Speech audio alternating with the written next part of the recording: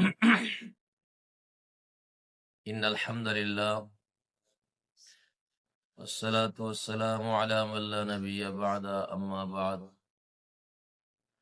أعوذ بالله من الشيطان الرجيم بسم الله الرحمن الرحيم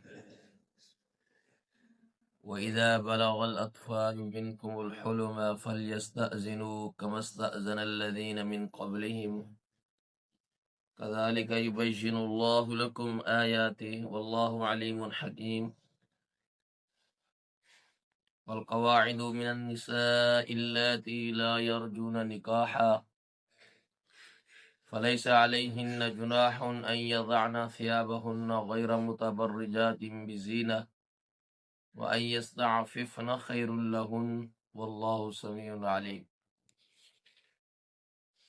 اللہ رب العزت گھروں کے آداب اور پردے کے احکام بیان فرماتے ہوئے اب یہاں پر یہ حکم ارشاد فرماتے ہیں کہ وَإِذَا بَلَغَ الْأَطْفَالُ مِنْكُمُ الْحُلُمَ، اور جب تم میں سے تمہارے بچے بلوغت کو پہنچ جائیں، سن شعور کو پہنچ جائیں، بلوغت کو پہنچ جائیں، فَلْيَسْتَأْذِنُوا، چاہیے کہ وہ اجازت طلب کریں، گھر میں داخل ہوتے ہوئے کیا کریں؟ اجازت طلب کریں، كَمَا اسْتَأْذَنَ الَّذِينَ مِنْ قَبْلِهِمْ، جیسا کہ ان سے پہلے لوگوں کے بارے میں آیا کہ وہ اجازت طلب کریں۔ جیسا کہ اس سے ما قبل آیت کے اندر 3 اوقات کے اندر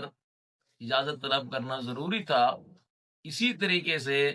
کہ جب تم میں سے تمہارے بچے بلوغت کو پہنچ جائیں تو پھر وہ گھر میں داخل ہوتے ہوئے اجازت ضرور طلب کریں، كَمَا اسْتَأْذَنَ الَّذِينَ مِنْ قَبْلِهِمْ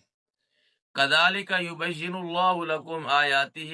اسی طرح اللہ رب العزت اپنے احکام واضح فرماتے ہیں،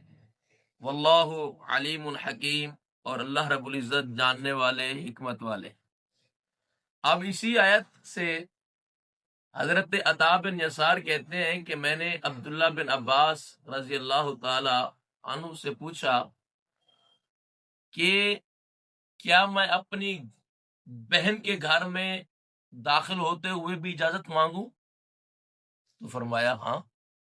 تمہاری اپنی بہن ہے، سگی بہن ہے، اس میں بھی گھر میں داخل ہوتے ہوئے اس کے گھر میں اجازت مانگو۔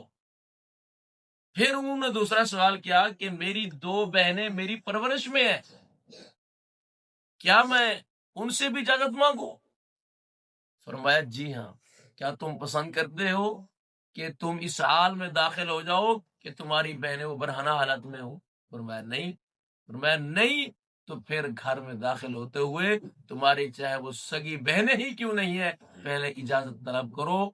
مانگو، دروازہ کھٹکھٹاؤ، پھر اندر داخل۔ یعنی اتنا بڑا اسلام کے جو آداب ہیں، گھر میں داخل ہوتے ہوئے پریویسی کے جو مسائل اور احکام ہیں، یعنی اتنا اہم ہے کہ سگی بہن کے گھر میں بھی داخل ہوتے ہوئے تم لوگوں نے کیا کرنا ہے؟ پہلے اجازت طلب کرنا۔ اور یہ اسلام کا ایک خوبصورت حکم ہے، اور اس سے کئی مسائل جو ہے وہ حل ہو جاتے ہیں۔ اور اسی طریقے سے اب پھر اس کے علاوہ ان عورتوں کے بارے میں جو اللہ نے حکام بیان فرمایا ہے کہ جو بڑی عمر کو پہنچ چکی ہیں، اب جن کے اندر اپنا حسن و جمال اظہار کرنے کی خواہش نہیں ہے، اس کے بارے میں اسلام کیا کہتا ہے؟ یعنی جن کی عمریں زیادہ ہو چکی ہے، زیادہ بوڑھی ہو چکی ہے، اللہ رب العزت فرماتے ہیں والقواعد من النساء اللتی، اور وہ عورتیں جو گھروں میں بیٹھی ہوئی ہیں، گھر میں بیٹھنے والی عورتیں، لا یرجون نکاحا، جو نکاح کرنے کی امید نہیں رکھتی، ان کی عمر زیادہ ہو چکی ہے، ان کے اندر وہ نکاح کی خواہش ہی پیدا نہیں ہوتی، فلیس علیہن جناح، تو ان پر کوئی گناہ نہیں، ان یضعن ثیابہن، کہ وہ اپنے کپڑے اتار دیں۔ یعنی کپڑوں سے مراد یہ ہے کہ جو سر کا دوپٹہ ہے وہ تھوڑا سا اتر جائے، تو اس حالت میں وہ عورتیں جن کو پہلے یہ حکم تھا کہ گھر سے اگر باہر نکلنی ہے تو پوری بڑی چادر پہن کر کے وہ باہر نکلے، پورے پردے میں باہر نکلے، اور ایسی عورتیں جن کے اندر خواہش ہی نہیں، اگر وہ پوری چادر نہیں پہن سکتی، دوپٹہ ہی پہن لیں تو اس کا کوئی حرج نہیں ہے۔ جن کی عمر زیادہ ہو چکی ہے، جن کے اندر یعنی کہ نکاح کی خواہش ہی نہیں، اس کے بارے میں یہ شریعت کہتی ہے کہ اگر وہ کیا کریں، لمبی چادریں نہ بھی پہنے تو کوئی مسئلہ نہیں ہے۔ فلیس علیہن جناح، کوئی حرج نہیں ان یضعن ثیابہن غیر متبرجات بزینہ، کہ وہ اپنی زینت کو ظاہر کرنے والی نہ ہو۔ یعنی وہ بوڑھی عورتیں، ان کو بھی یہ حکم ہے کہ وہ ایسی نہ ہو کہ وہ اپنی زینت کو بن ٹھن کر کے وہ باہر نکلے، تو ایسی عورتوں کو پھر یہ حکم نہیں ہے کہ وہ ایسی حالت میں نکلے، پھر وہ باپرد ہو کر کے نکلے۔ غیر متبرجات بدینہ، وہ اپنی زینت کو ظاہر کرنے والی نہ ہوں۔ وَأَن يَسْتَعْفِفْنَ خَيْرٌ لَهُنَّ، اگر وہ اس سے بھی بچ جائیں تو ان کے لیے بہتر ہے۔ ٹھیک ہے، یعنی وہ چادر اوڑھ کر ہی نکلے تو ان کے لیے کیا ہے، بہتر ہے، چاہے وہ بڑی عمر کی ہیں، بہتر یہی کہ وہ بھی چادریں پہن کر کے اوڑھ کر کے